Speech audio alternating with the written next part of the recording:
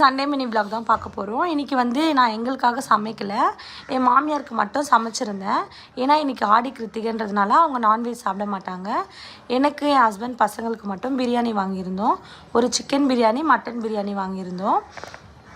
Lunch வயிறு ஃபுல்லாக சாப்பிட்டு முடிச்சுட்டு கொஞ்சம் நேரம் ரெஸ்ட் எடுத்துகிட்டு கொஞ்சம் க்ளீனிங் ஒர்க்லாம் பார்த்துட்டு இருந்தேன். வாட்டர் பியூரிஃபைடை வந்து நான் இன்றைக்கி க்ளீன் பண்ணிகிட்டு இருந்தேன்.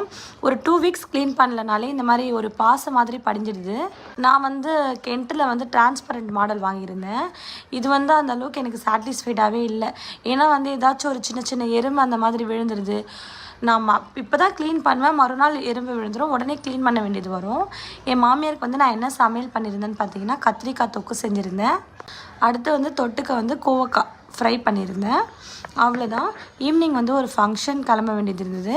அதனால் வந்து எங்கள் மாமியார் எனக்காக பூ வாங்கிட்டு வந்திருந்தாங்க. அந்த பூவை வந்து நானே என் கையால் கட்டினேன். எப்படி இருக்குன்னு பாருங்கள். நான் வந்து பூ நல்லா அடர்த்தியாக கட்டுவேன்.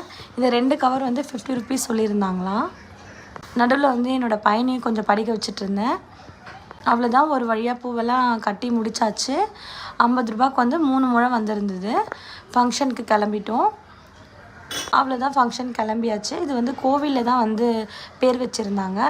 எல்லா ரிலேட்டிவ்ஸுமே வந்திருந்தாங்க. ஜாலியாக வந்து ஹாப்பியாக பாப்பாவுக்கு பேர் வச்சுட்டு டின்னர்லாம் முடிச்சுட்டு வீட்டுக்கு கிளம்பிட்டோம். இந்த வீடியோ பிடிச்சிருந்தா லைக் பண்ணி ஷேர் பண்ணி சேனலை சப்ஸ்கிரைப் பண்ணுங்கள்.